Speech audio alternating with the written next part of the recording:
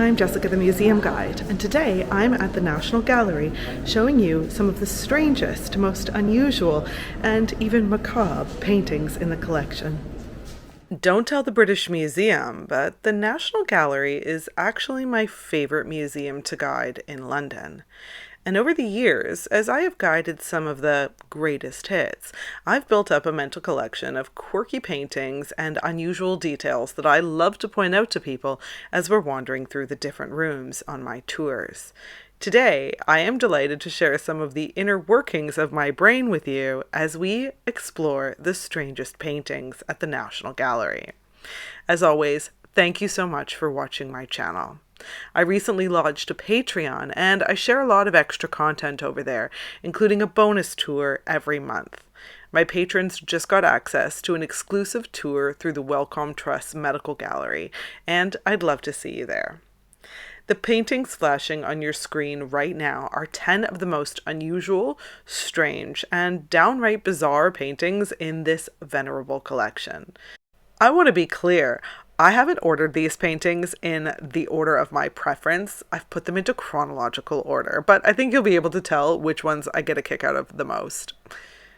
I'm going to dedicate around 3.5 minutes to each painting, so without further ado, let's get started. Today, we'll start our tour by focusing on a work by an important Florentine artist right at the dawn of the Italian Renaissance. I'm talking about Friar Filippo Lippi, and I'm staring at his painting Seven Saints, completed between 1449 and 59. He was a favorite painter of the Medicis, the father of Filippino Lippi, and he was also Botticelli's teacher. I included Venus and Mars by Botticelli in my first National Gallery tour, just linked above, and I'm going to reference that painting a little bit later on as well. In this lunette, and that means a half-moon-shaped painting, the patron saints of the Medici banking family sit around talking animatedly as if they are philosophers at a symposium. On the far left, we can see Saint Francis with his stigmata emitting rays of heavenly light. Saint John the Baptist is in the middle, and he's flanked by Saints Cosmas and Damian, twin brothers who were both doctors who healed the poor for free. Medici means doctor in Italian, so even though they made their money from banking, that's the connection here. They're always together, these two saints, wearing red gowns and red hats. And look here, just behind them on the shelf, you can see their little golden medicine boxes. By the way, the Orthodox celebrate 3 different sets of saints by the names of Cosmas and Damian. Huh. Like another saint we'll meet very soon, they were martyred under Emperor Diocletian. They had to be beheaded because the previous attempts to execute them failed, trying to burn them alive and drown them at sea. Now, before I move on from them, I also have to bring up their most frequently cited miracle, that they grafted an Ethiopian man's leg onto a white man's stump, which is A, impossible, and B, like a weird thing to get fixated on through history, yet it's always brought up. To their left, we can see St. Lawrence, a deacon martyred in Rome under Emperor Sixtus in 258, and St. Anthony Abbot, also known as Anthony the Great or the father of all monks, to their right. Look at the little grill next to St. Lawrence on the bench. This symbolizes his cause of death. He was burnt to death on a grill. Now, I know it was standard to depict saints with their method of death, but there is something so silly to me about how St. Peter the Martyr is seen with a big old knife right through his head. St. Peter was a Dominican preacher in the 13th century Verona who essentially told Catholics that they couldn't just claim to be religious if they didn't attempt to act in a pious religious way, and that angered some people. He was assassinated with, you guessed it, a knife through his skull. Here he's just chilling and chatting. He reminds me of these gag props. And he also kind of reminds me of Saint Denis, who I included in my 20 top paintings in the Louvre. Saint Denis is a cephalophore saint, which means he carries his own head around. Is there a Latin name for a butcher knife through head saint? I don't actually think so. This painting is currently in Gallery D of the National Gallery, hanging opposite its pendant, that means it's the other in a pair of paintings, the Annunciation. Let's move on to our second painting, Portrait of a Woman of the Hofer family by a Swabian painter, roughly 1470. So we're still in the 15th century, and we're moving from Florence to Swabia, a region in southwest Germany. Sadly, we don't know who this woman is, or the artist who painted her. We can see the name Hofer here, which you'd think would help with her identity, but that name was as common as Smith. What we do know is that this artist was extremely gifted, and he likely had a wicked sense of humor. Because, of course, we can admire everything about her, from her handsome face and her elaborately folded and pristine headdress, to the intricacies of her brooch and the fine fur lining on her clothing. But my eye is always drawn to this fly on her head. Remember, it would have been very expensive to have your portrait painted. You would wear your very best garments and include your favorite jewelry and symbolism. Nothing was in these paintings by accident. She's standing in front of a rich tapestry and wearing expensive rings, so why on earth does she have a fly crawling around in this extravagant portrait? Well, there are a few different interpretations. One's light-hearted, and the other is a bit show-offy, and one's quite morbid. Of course, it could also be a combination of all three. The first is what she's holding in her hand here. It's a small sprig of forget-me-nots. Now remember, anytime someone in late medieval and Renaissance painting is holding on to something, it isn't by chance. These paintings often took years to complete, and so everything has its place. These flowers had the same meaning then that they do today. They symbolize remembrance, or sometimes even love. Coupled with the fly, which could be a memento mori, a reminder of death, this could be a memorial to a beloved bride who died too soon. But I don't think so. I think instead that the painter and the subject were in on this joke together. Because of course, painting this fly, which is so detailed and lifelike that it is almost trompe-l'oeil. I mean, look, he even has a little shadow. This was meant to show off the painter's skill. Look at how every single detail is rendered with care and attention. The pins holding her headdress in place, the individual eyelashes. I mean, this artist can paint the house down. And the fly is a little calling card, so lifelike that you might reach out to shoo him away from the canvas. But the subject also needs to be in on the joke. I mean, providing she isn't dead, she would have been delighted at how regal and wealthy she looks. But maybe she wanted a bit more than that. I mean, she's rich, she's bored, been there, done that. But this is something new. And as she unveils this painting, perhaps at a party, and then hangs it on her wall, she will have her own practical joke to display. A practical joke that speaks to just how wealthy she is and how she can afford the best of the best to paint her. Of course, that's all speculation. But what we do know is that this painting was given to Queen Victoria by Prince Albert, and she later donated it to the National Gallery. Let's move on to our third painting. Here we can see two saints who are often paired together, Saint Fabian on the left and Saint Sebastian, because they share the same feast day, which is January 20th. They are the stars of this picture, so it's easy to almost miss the two tiny kneeling figures wearing black hooded robes and long white veils, holding objects that look like paddles, lurking down here in the corners.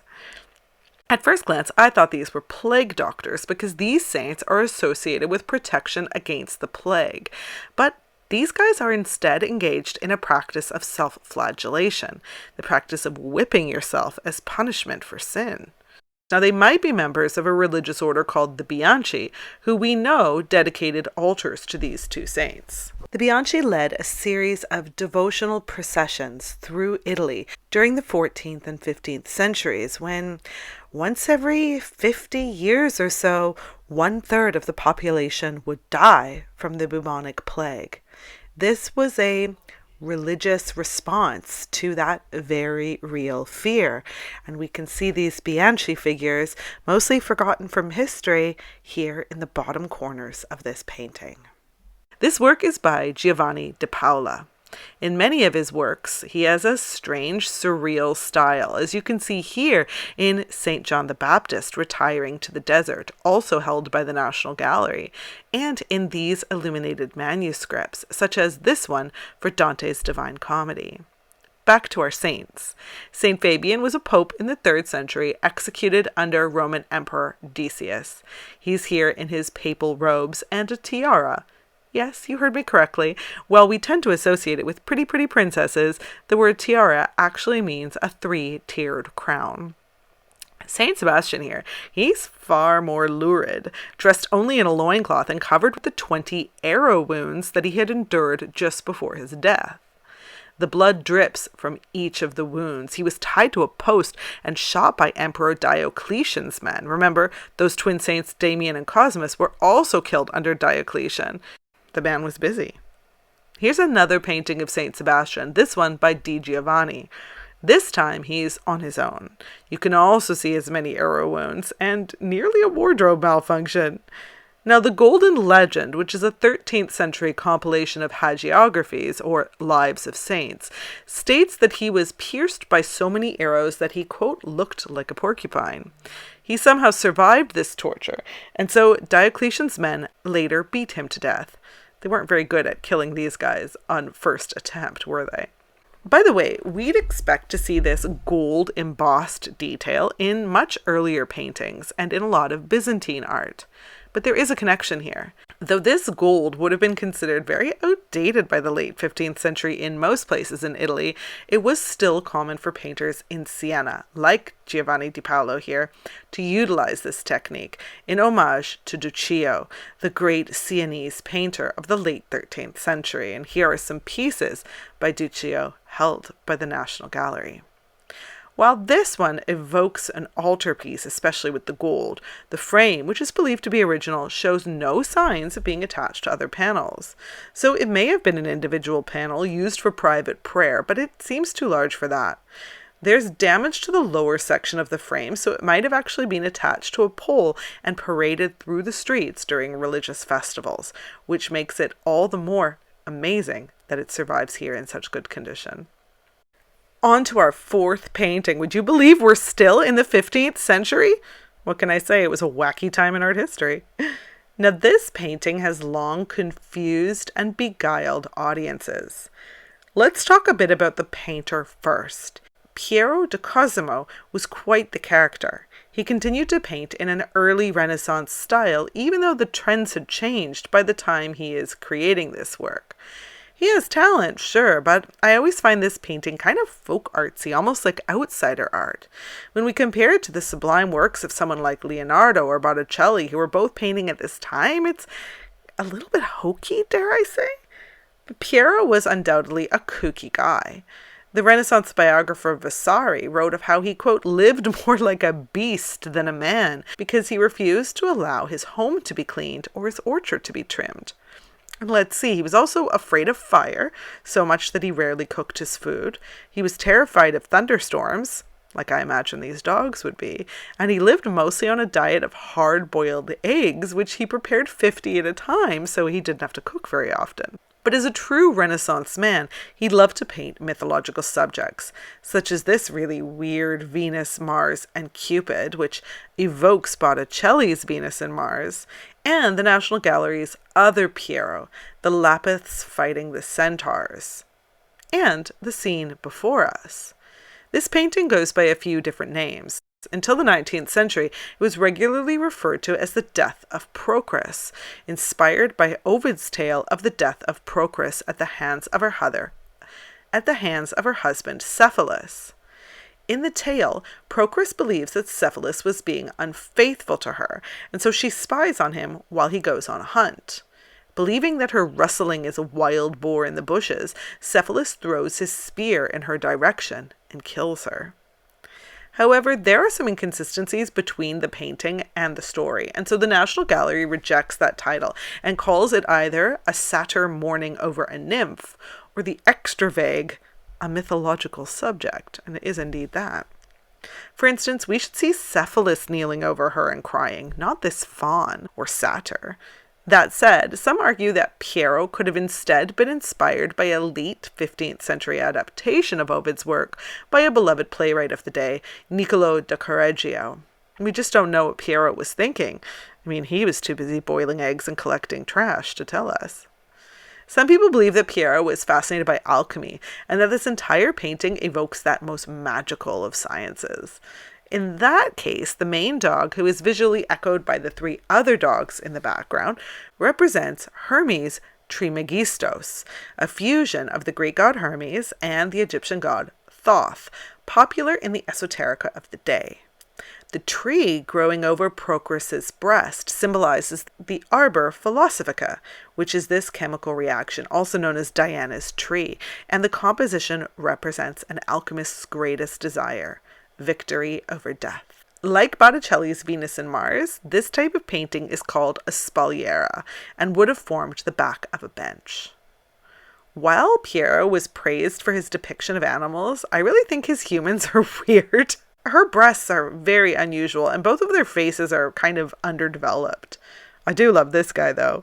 Some historians argue that he is Laelaps, a dog in this myth known for always catching what he was hunting.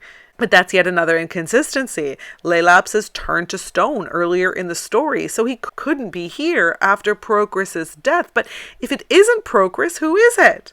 I guess the National Gallery is onto something by just calling it a mythological subject. One other interesting detail here is the fingerprints. We can see hundreds of Piero's fingerprints where he has dappled the rather expensive blue pigment all across the sky. I love details like that.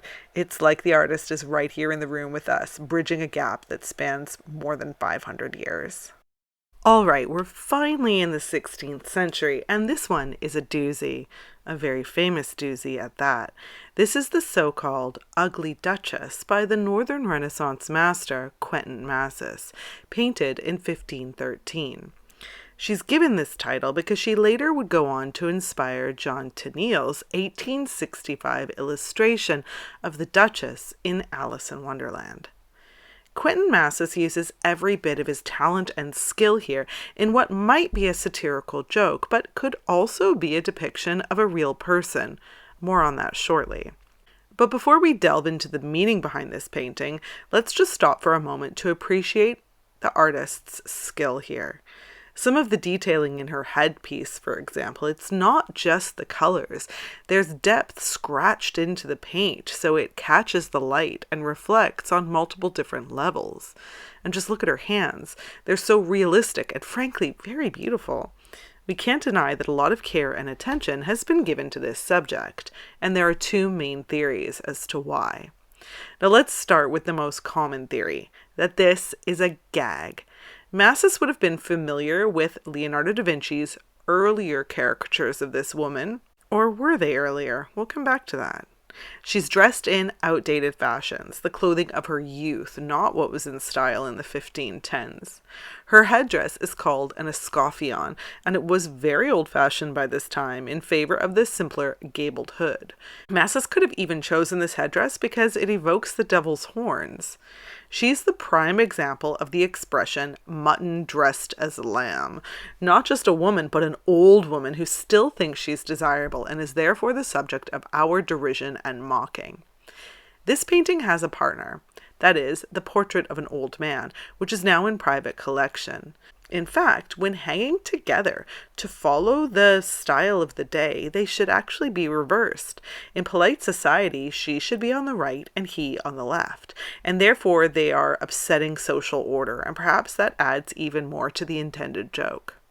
She offers a limp rosebud towards him, and he is certain to have been put off by her wart and her oversized chin, her wrinkled bosom, and the fact that she seemingly doesn't have any teeth. She's acting like a coquette, and he has his hand up. He's pushing the rose away. Or is he accepting it? Now, maybe Massys had seen Leonardo's jokey drawing and taken it to the next level by treating her with the care and attention usually only given to the young and the beautiful, thus heightening the joke, making it even more absurd.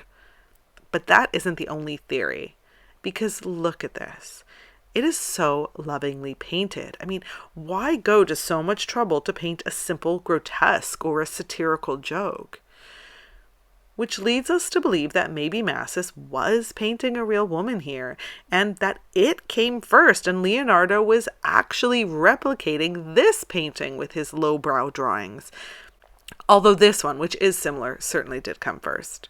Perhaps Massys is doing a version of a woman called Margaret Maltash, both reviled and kind of revered as the ugliest woman in Europe when she lived a century earlier. But a more common theory is that this is a depiction of a woman with a severe case of Paget's disease, which is a bone disorder. And I briefly mentioned this disease because it was named for a former curator of the Hunterian Museum, and I've just linked that video above. Perhaps this woman was of high society and paid Massys handsomely to create this portrait. Or maybe he took an interest in her because of her unusual appearance, and that might explain the outdated clothes, which were either her best or maybe costumes he had laying around the studio. If he wrote about it, it's lost. So we might never know the true identity, if any, of this unusual woman who inspired her very own exhibit here at the National Gallery a few summers ago. That exhibit was called The Ugly Duchess, Beauty and Satire in the Renaissance. Here we have another insect painting, also German, and so usually in the same room as the Hofer woman. This is by the leading printmaker on the continent at the time, Lucas Cranach the Elder, and I just love how this portrait was painted by his son, called, you guessed it, Lucas Cranach the Younger. As many of you know, I have a baby at home who's rapidly becoming a toddler, and maybe that's why I love this painting so much. Cupid, recognizable by his wings, is trapped in some trouble of his own making. He has disturbed a beehive, and now he's being attacked by bees while still holding the honeycomb. I mean, he could simply let it go, but his desire for the honey is too strong. It reminds me of this meme, oh look, it's the consequence of my own actions. He's complaining to his mother, Venus. Were she wearing any clothes, you could imagine him kind of tugging on her hem. They are standing beneath an apple tree that's heaving with fruit, and Venus has a rather lascivious pose for someone posing with her son, wearing a large ostrich feather hat and the jewelry popular in the Saxon court.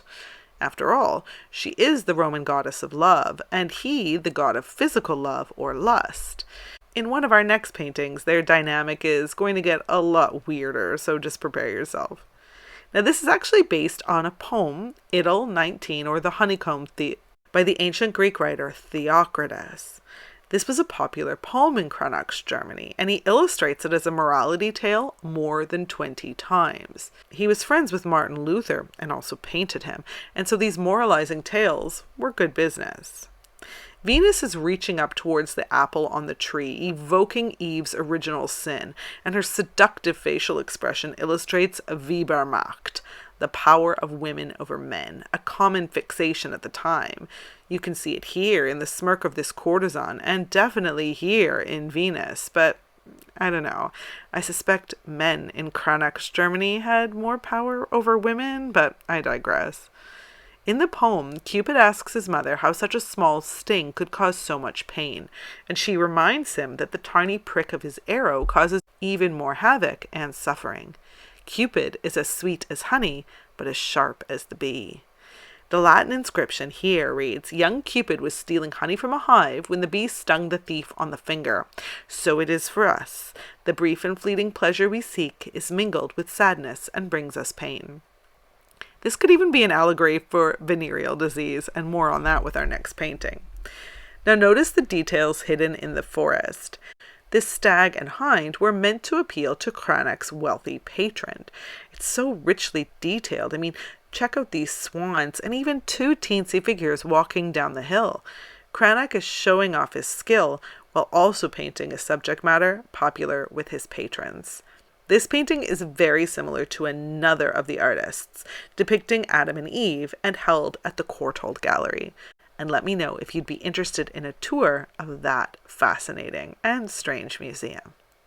By the way, in 2008, the National Gallery revealed that this painting belonged in the past to a very infamous and terrible person. It was in Hitler's private collection. Now remember that when I told you that our next painting would have an even stranger dynamic between Venus and Cupid? Well, here it is. This is, to me, the absolute, hands down, strangest painting in the National Gallery, one of the weirdest I've ever seen, and all the more jarring because it is here in the Hall of Great Italian High Renaissance Art. This is an allegory with Venus and Cupid by Agnolo Bronzino, painted in 1545 when he was working for the Medicis in Florence, and it's been confusing visitors in the National Gallery since it was purchased in 1860. Now, at first glance, you might not notice anything unusual amidst all the other cherubic children and Roman gods and goddesses present in this room. The three figures in the foreground look very Renaissance-y. But wait. Just wait. Look at the figure on the left. We know he's Cupid because of his wings, but they are parrot wings. And look at the strange contortion of his body. It is extremely unnatural, and his neck, kind of hidden by this woman's shoulder, must be far too long. He's wrapped around his mother in almost a snake-like way, and their bodies form these zigzag shapes. And she's none other than Venus, yet they are sharing an erotic kiss. They're mother and son. We know this is Venus because she holds the golden apple that she won in a beauty contest, beating out Juno and Minerva. She holds her son's arrow in her hand. Why else would she be engaging in this behavior if she were not poisoned by Cupid's arrow? Or is she trying to seduce him to disarm him?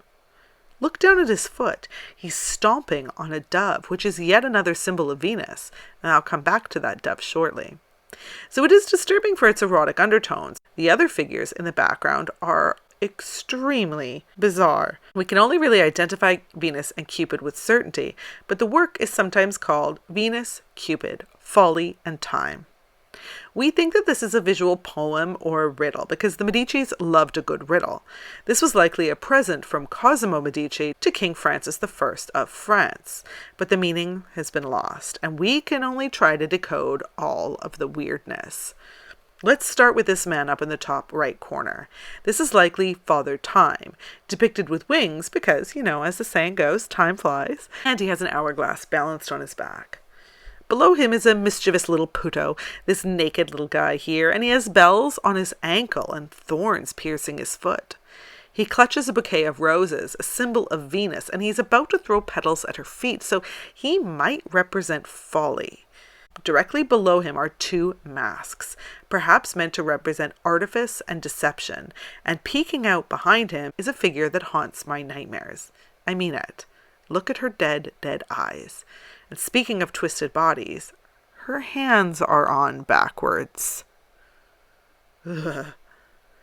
There's also something weirdly contemporary about her hairstyle, which to me makes it all the more disconcerting. Her body is that of a snake with monstrous lion's feet.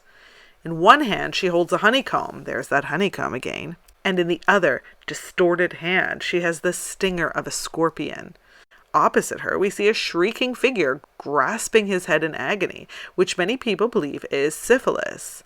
Maybe this, like the bee stings in Cranach's painting, is the cost of pleasure.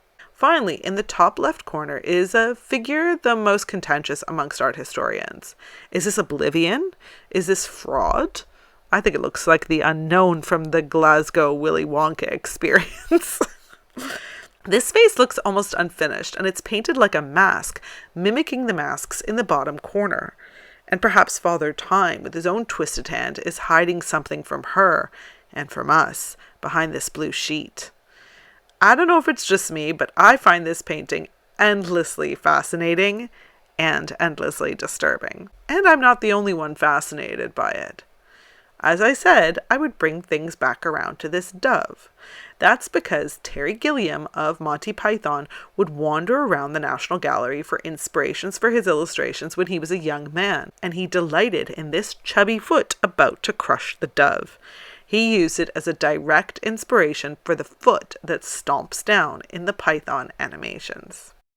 This painting is part of a series of 10 frescoes painted by Domenichino and his assistants, originally covering the walls in a garden pavilion of the Villa Aldobrandini in Frascati near Rome. Though it was painted on the wall, it's designed to look like a trompe-l'oeil tapestry with an embroidered border.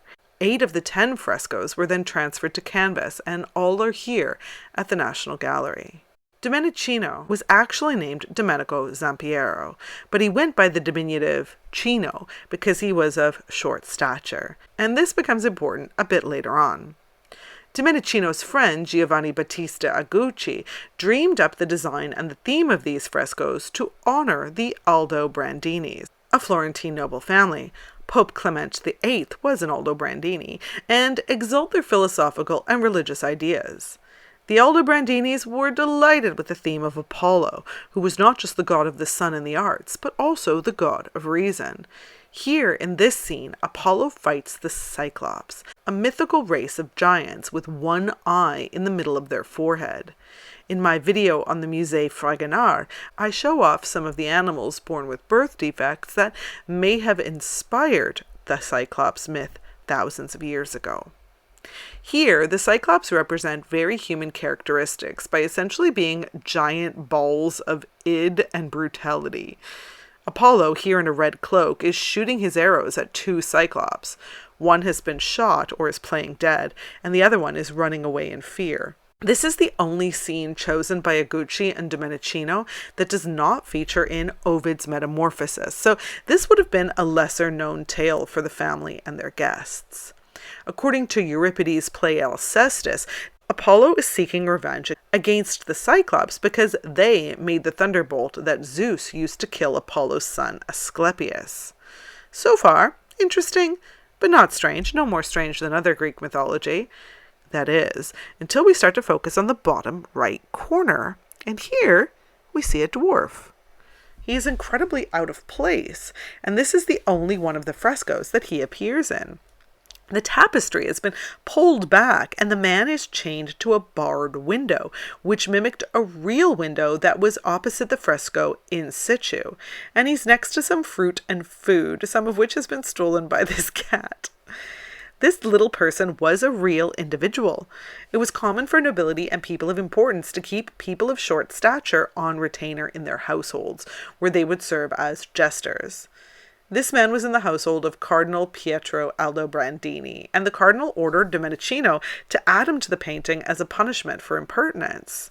I guess Domenichino was a bit sassy, and so the cardinal said, "Oh yeah? Well, since you're so short, you can add this dwarf to your painting." Which is kind of cruel if you think about it. A study for the dwarf in this painting is in the Royal Collection at Windsor Castle. I'm going to Windsor to research another video soon, so maybe I'll pop in and pay him a visit. I really think he looks like Hoggle from the movie Labyrinth. Okay, so one of our last paintings, the Bronzino, inspired Terry Gilliam in his art, but this painting by Salvatore Rosa inspired another creative, none other than the master of creature horror, H.P. Lovecraft. And this 1646 painting is positively Lovecraftian. Its title is Witches at Their Incantations. Rosa is painting in the mid-17th century, but his work will become really popular again in the Georgian period and then again in the Victorian Romantic period, and any time really when people develop a rekindled taste for the Gothic. After all, in an age of enlightenment and rationality, it's always nice to rekindle some magic, and in this case, that's literal. When he painted this, which is one of his most unusual paintings, Rosa was already known for his landscapes, some of which were filled with ruins, which would later go on to inspire the Romantics. I mean, you can see here the direct influence he had on Constable, for instance, and even on Turner. Here is Rosa as Pasquariello, a stock character in the Commedia dell'arte. It's a really camp self-portrait. I think this guy served me an expensive coffee in Shoreditch earlier. This is a sublime landscape, dark but beautiful and richly detailed, filled with monstrous figures, almost like a Hieronymus Bosch hellscape. It is lit as if by flashes of lightning, and it shows us a series of sudden, strange visions. Here, 2 men have resurrected a skeleton from the grave, and they are forcing him to write something. Perhaps he's rewriting his will in their favor. Just above them is this very folk horror Wicker Man style figure, shrouded in a cloth and wearing a flower crown while holding lit candles. Next to them, a beautiful naked witch with a voodoo doll, accompanied by an older witch grinding up entrails for a potion. Behind them, a witch applies smoke to this hanged criminal, while her companion cuts its toenails for use in a future spell. Here we can see a knight being beaten by a broomstick as he sets fire to a rabbit atop a paper on which a spell has been written, and a heart impaled on a sword. On the far right of the painting, a baby is being held up for sacrifice above the gaping maw of a monster, and just off center, a monstrous skeletal bird has come to life. This really inspired Lovecraft. Now, believe it or not, Rosa was actually quite a cynical man who was not given to superstition. It's likely that this painting was actually designed to mock those in Europe and the US at a time when people were literally hunting witches.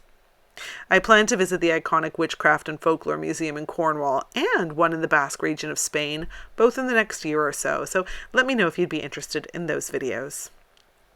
Okay, it's a big jump in time. We're going from the 17th century to finishing our tour today, not with a painting, but an arresting and bizarre series of mosaics from the 20th century, here in the portico entrance.